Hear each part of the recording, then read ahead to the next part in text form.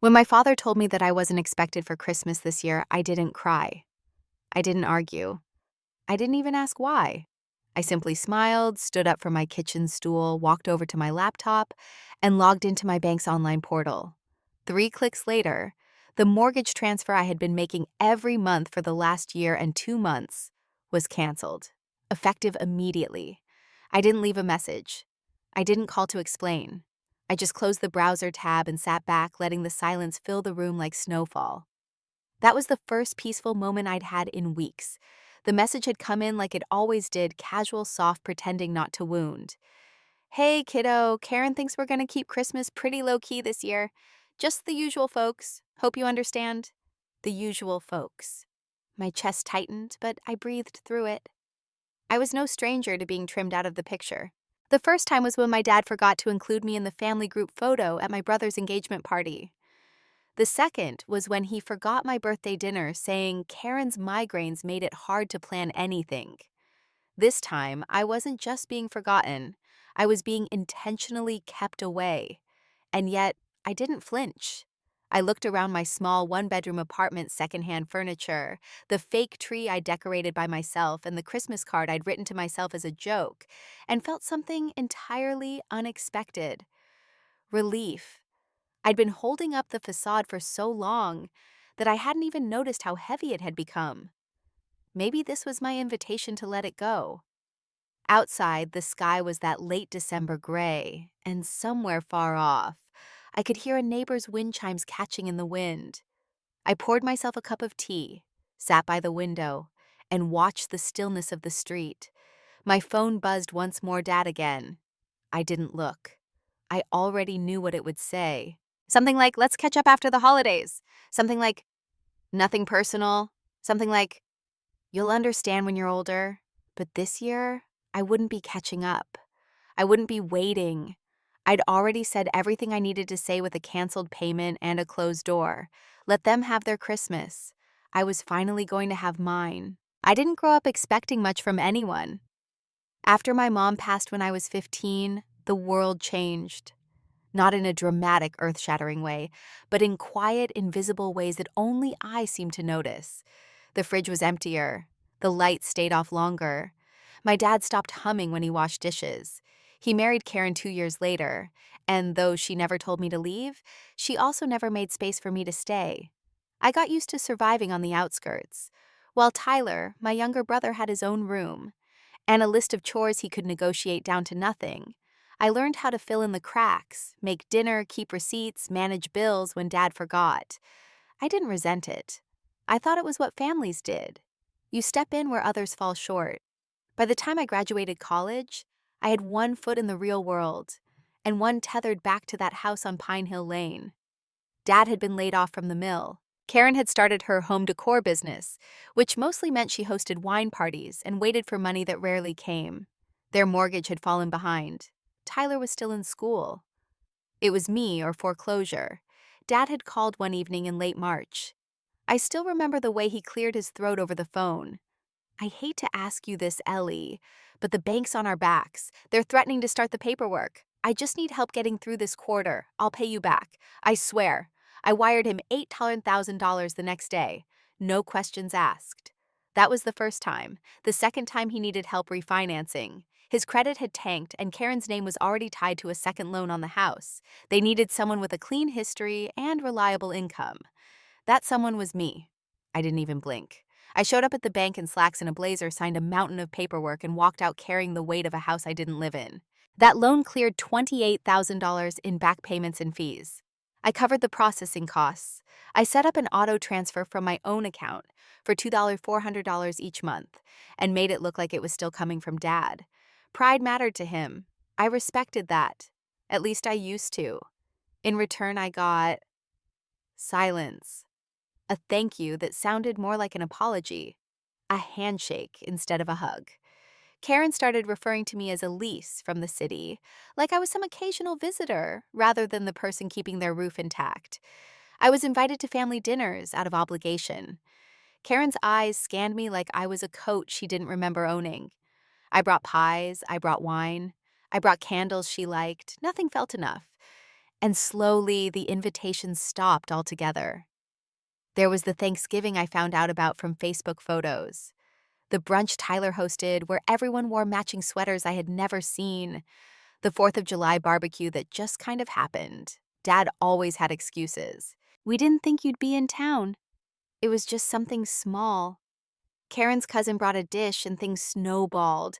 It wasn't malicious. That's the worst part. It was dismissive, casual, like my presence just didn't register as essential. But every month the money came out of my account.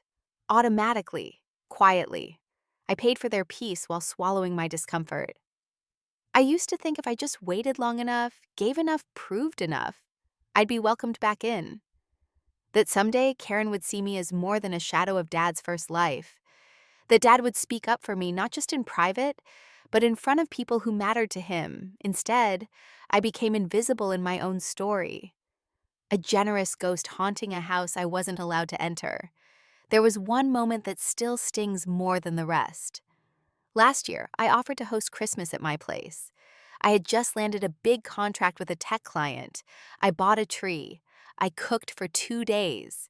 I decorated the guest room. I even made Karen's favorite peppermint bark. They arrived late, stayed an hour. Tyler kept checking his phone. Karen barely touched the food. Dad smiled a lot and said little. When they left, Karen gave me a hug that felt like a chore and said, "Next year, maybe we'll just keep it simple." I understood. I just didn't want to.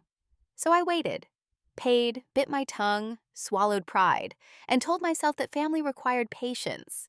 It wasn't until this year's message that I realized something else. Family also requires respect, and I hadn't been getting any. It was the second Tuesday of December when the message came in. I was walking home from the co-op down the street, arms full of groceries, breath fogging up in the cold. My phone buzzed twice in my coat pocket. I didn't check it right away. I was thinking about the wreath I wanted to hang on my door, and whether I had enough cinnamon sticks to make mulled wine. Back in my apartment, I unpacked quietly, humming along to a scratched-up Nat King Cole record. The smell of rosemary and oranges filled the air. I'd bought a small roast just for myself, and I was excited to try a new glaze.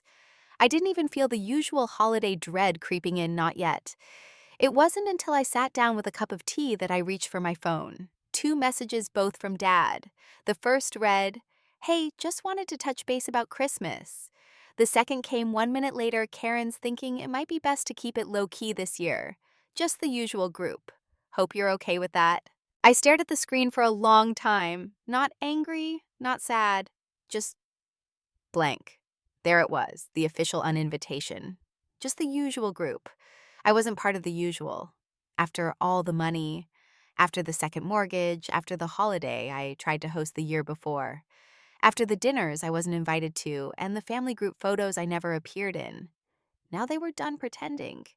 They weren't going to make room for me anymore, not even out of guilt. My thumb hovered over the screen. I could feel my heart beating steadily, not racing, just present, alive in a way I hadn't felt in months. I didn't respond. Instead, I opened the messages again and read them slowly, line by line, like a breakup note. Karen's thinking, it might be best. Keep it low-key, just the usual. There was no, "We'd love to see you after," no, "We'll miss you," no. "Can we celebrate another day?" Nothing. Just a careful push out the door. And I finally saw it clearly. They weren't trying to hurt me. That would have at least acknowledged I existed. They were just removing the complication. I scrolled through my photo albums, no pictures with Dad from the last 2 years. No photos of me in their home. Just forwarded invitations I never got. And a savings folder with screenshots of every monthly payment I'd made on their behalf. I opened my banking app. The transaction history stared back like a ledger of quiet humiliation. 12 transfers, $2 and $400 each, plus 2 emergency payments for unexpected repairs, one for the roof, one for a broken furnace, all paid without thanks, without recognition, without my name mentioned once to Karen. I was sure. This wasn't just about Christmas. This was about erasure. That night, Tyler posted a photo on Instagram, him, Dad, Karen, and 2 of Karen's sisters decorating cookies. The caption read, "Keeping it small this year." but full of love. Full of love.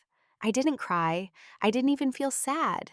I felt finished. The part of me that kept hoping I'd be invited back to the center of things, that part finally went quiet. There would be no redemption arc where Karen embraced me as her own, where Dad admitted he'd been wrong, where Tyler pulled me into a hug and said, "We messed up, but we're fixing it." That story didn't exist. This was the story. The one where I finally stopped waiting for someone else to recognize my worth. The one where I remembered I had a say in how I was treated. And the one where I did something I should have done a long time ago. The next morning, the snow had started to fall. Light flurries at first, the kind that melt on contact with the sidewalk, but enough to coat the rooftops and make the world feel still. I woke up early, boiled water for tea, and sat at my desk with the kind of clarity that only arrives when something inside you clicks into place. No more doubt, no more bargaining, just stillness and certainty. I opened the manila folder I kept tucked behind my bookshelf, the one labeled Dad's House in black ink. Inside, bank statements, mortgage agreements, refinance, approval documents, and every transfer confirmation I downloaded since the beginning. I laid them out on the table like pieces of a puzzle I'd already solved. Neatly, carefully, quietly. My laptop hummed to life. The blue glow of the screen lit the room with a cold calm. I logged into my online banking account, scrolled to the list of recurring payments, and found it right there like a splinter under the skin. Monthly transfer to First National Mortgage Services, $2,400, scheduled for the 15th. I clicked the Manage tab. A simple gray button stared back. Cancel recurring payment. I clicked it. A pop-up. Are you sure? Yes, effective immediately. Another click. Done. No sirens, no drama. Just silence and relief. I sat back in my chair and stared at the ceiling, letting the weight of 5 years of giving without acknowledgement begin to lift. It was strange. The first time I sent money to my dad, I was so nervous I could barely sleep. I remember calling the bank twice just to confirm the wire had gone through. I remember texting him to ask if everything looked okay.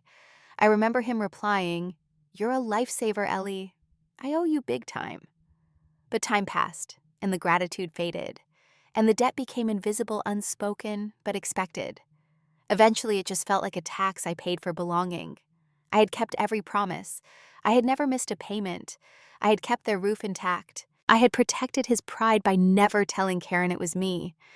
I had stayed quiet every time I was forgotten, or left out, or dismissed. And in return, I was told not to come to Christmas. I glanced around my apartment. It was small, yes, but every piece of furniture, every plant, every candle had been chosen by me, paid for by me. Nothing borrowed, nothing owed, nothing conditional. That was the life I wanted, now clean, honest mine. I started gathering the documents into stacks, one for the mortgage history, one for the refinance request, one for the urgent repairs I'd covered last March. I printed the receipts, added screenshots of Dad's messages asking for help, and his replies thanking me. I highlighted the amounts, the dates, the account numbers, all tidy, all traceable. Then I printed the text he sent just days ago, the one that said I wasn't expected. No malice, no threats, just proof. A full record of what it looked like to give everything and be asked to stay away anyway. I put everything in a new envelope, sealed it, and wrote one word across the front read. I wasn't sure yet how I'd send it, or when, but I knew this. I wasn't going to sit in silence while they painted me out of the picture. They could forget me, push me aside, call it low-key or no drama or keeping it simple. But they couldn't pretend I hadn't kept them afloat, and they couldn't hide the truth forever. The next day, I booked a 3-day cabin stay in Asheville. A friend from college owned a small property up in the mountains, the kind with a fireplace, soft blankets, and no cell service. I told her I'd pay full price. She said it was her gift to me. "You deserve some peace," she said. Real peace. I packed light, one bag, my laptop, a few books I hadn't had time to read, and the envelope, just in case. As I zipped up my suitcase, I glanced back at the spot where the payment reminder used to pop up every month on my calendar. Empty now. I turned off the lights, locked the door behind me, and stepped into the cold. Let them decorate their tree. Let them hang their stockings. I had something better now, a clean start, and the truth on my side. Christmas Eve arrived with brittle sunlight and a biting wind.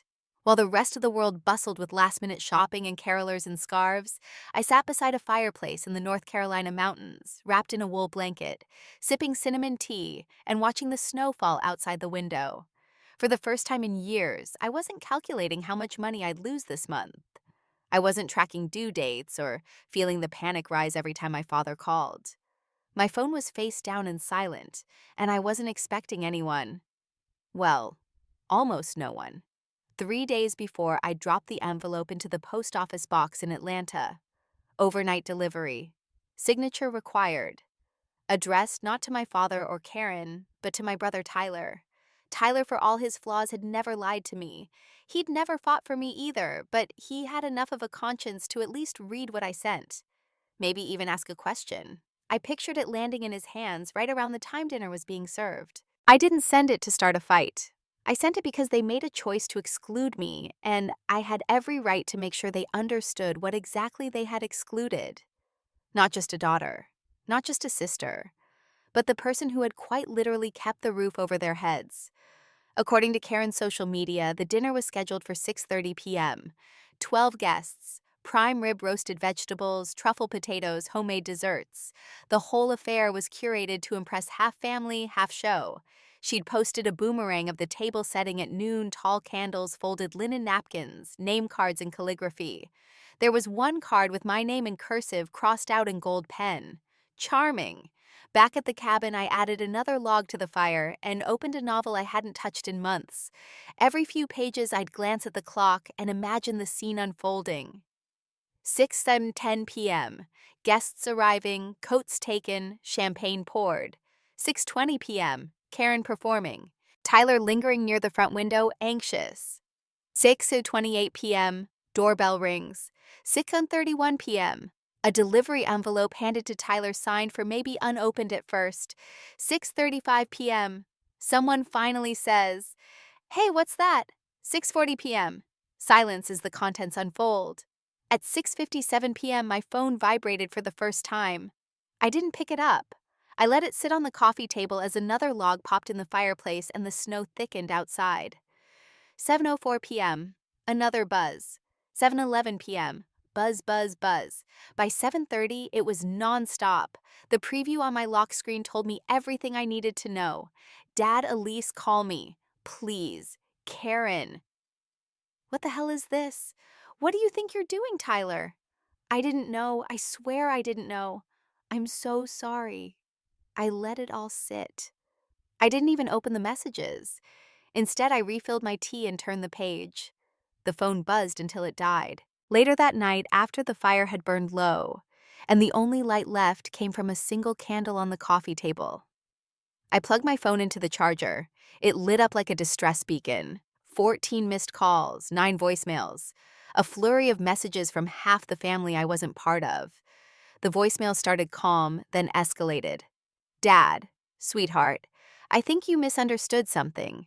Let's talk this through. Karen. This was uncalled for. You embarrassed us. My parents were there. Tyler. I didn't know you were the one paying.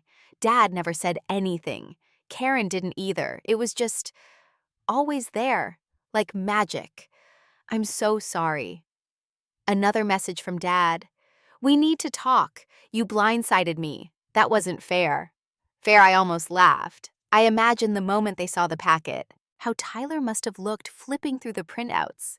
The mortgage summary with his father's name. The payment record showing money coming from my account. The email screenshot of Dad pleading for help after his refinance was denied. And the last page, my reply. Simple. Calm. Of course, Dad. I'll help. Always. There was no rage in that packet, no accusations. Just truth. Truth apparently was scandalous enough. I powered off my phone again and went to bed with the clean kind of exhaustion that comes not from working hard, but from finally stopping. I didn't hear from anyone on Christmas Day. No surprise. They were probably licking wounds, spinning stories, doing damage control. Karen had taken down her Instagram post. The family group chat I was no longer part of probably exploded with questions. Why didn't you tell us Elise was paying? Is this true? Why did you uninvite her if she's been helping all this time? I didn't need to be there to know what was said. For once, they could talk about me all they wanted. They had the facts. The rest was on them. That evening, I poured myself a glass of wine, stood on the back porch of the cabin, and looked out into the quiet woods. Somewhere far away, people were opening gifts and playing games and forcing smiles around tables they didn't want to be at. I was alone, and I had never felt more at peace. The silence didn't last long. By the morning of December 26th, my phone had regained its full strength, and with it came a second wave of fallout. Calls, texts, emails, a LinkedIn message from an old family friend, even a forwarded newsletter from Karen's boutique mailing list now with a suspiciously vague apology about holiday disruptions and misunderstandings. They were scrambling. And for the first time in years, I wasn't the one doing the emotional labor to hold everyone together. I scrolled through the messages without replying. The tone had shifted. There was no more performative concern, no sugar-coated invitations to talk it out. This time they were demanding explanations for their own discomfort. Dad, I can't believe you go behind my back like that. Karen, you made us look like fools in front of our guests. Tyler, get why you're mad, but couldn't you have just talked to Dad privately? There it was, the central theme: embarrassment, not regret, not accountability, just shame at being exposed. It amazed me, really. For over a year, I had paid their bills, saved their home, and the moment I stopped doing it in silence, I became the problem. A day later, a card showed up at my apartment. Cream envelope gold foil lettering. Inside, a folded note in Dad's handwriting. I understand that you're hurt. I never meant for things to go this way. Karen was just trying to keep things peaceful. Let's meet and clear the air. No more surprises. Okay, I read it once, then set it on my windowsill. Peaceful. That word again. It was always Karen's excuse, and always Dad's justification. Peace for them meant avoiding discomfort. It meant keeping secrets and keeping me quiet. And when I stopped doing that, when I introduced truth into the space, they called it chaos. I went back to work the next day. My clients didn't know anything had happened. My colleagues didn't ask. In that world, I was just Elise, the dependable, quick turnaround copywriter who hit deadlines and proofed her own slides. But underneath the surface, something had shifted. I no longer flinched at emails from Dad. I no longer waited for Karen to say my name like she'd just bitten into something sour. I no longer checked my account balance in fear, hoping the mortgage wouldn't overdraw me. For the first time, I felt what financial freedom really meant. Not just money in the bank, but the emotional space that comes when no one else holds your worth hostage.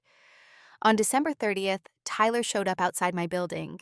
He didn't text first, just buzzed from the front door holding a brown paper bag with 2 coffees and a croissant like some kind of peace offerings. I let him up. He looked tired, less polished than usual, like he hadn't slept since Christmas. I didn't know, he said the moment I opened the door.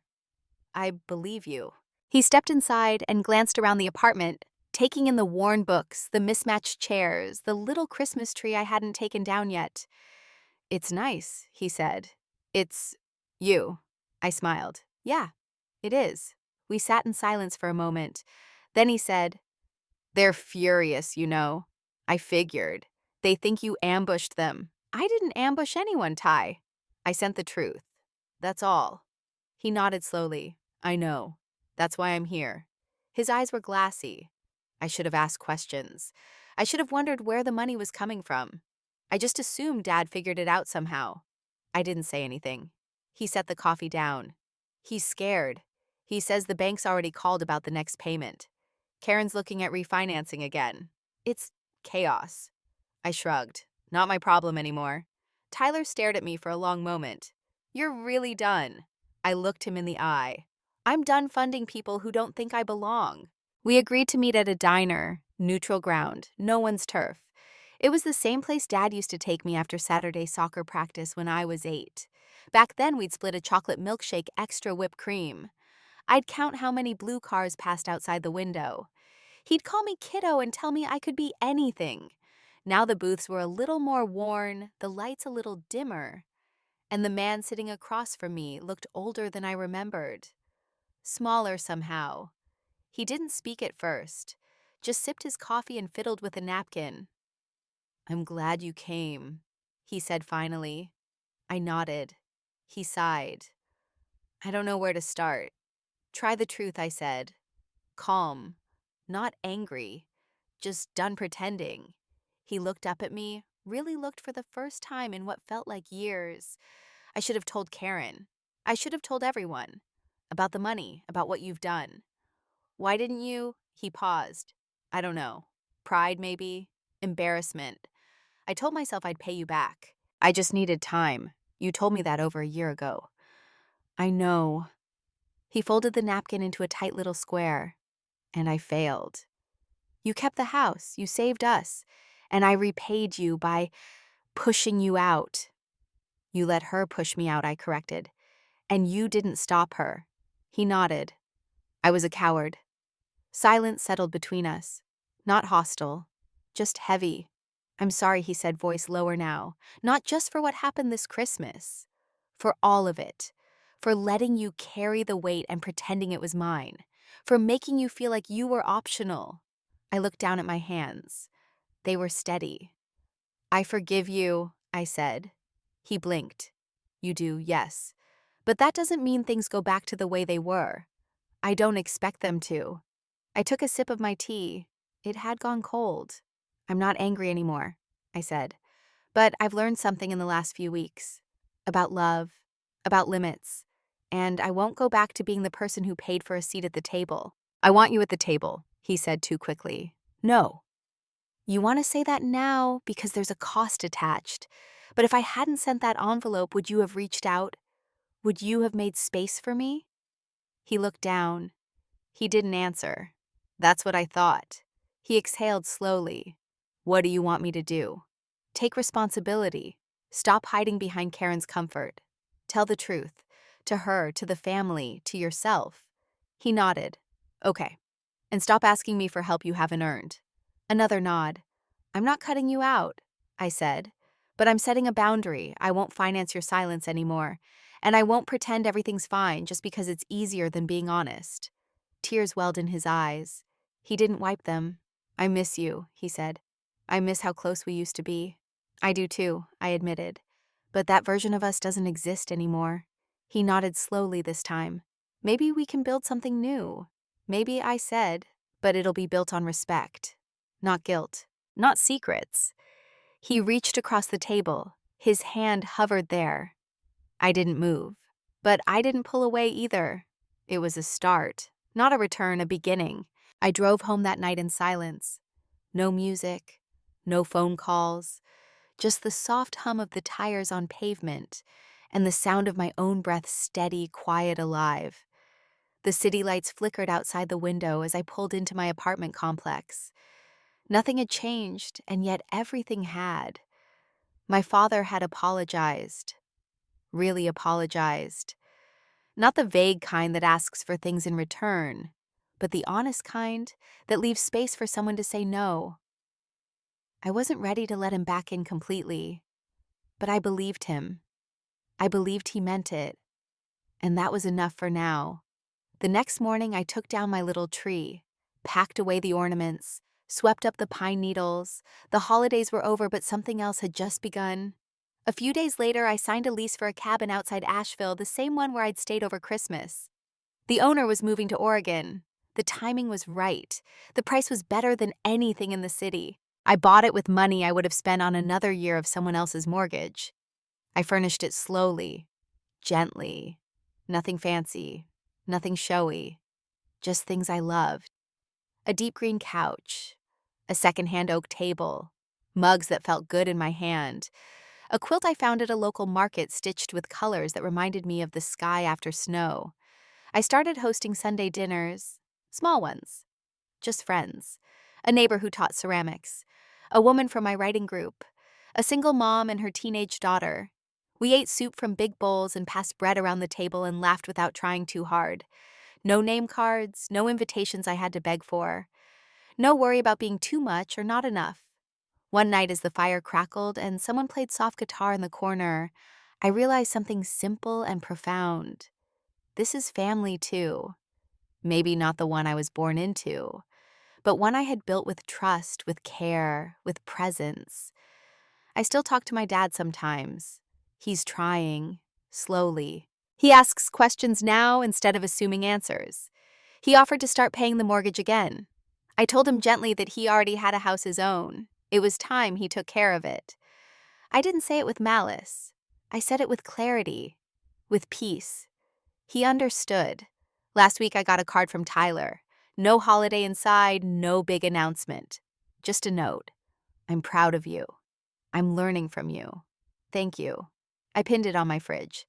There are still days I miss the idea of what family was supposed to be, but not enough to trade it for what it became.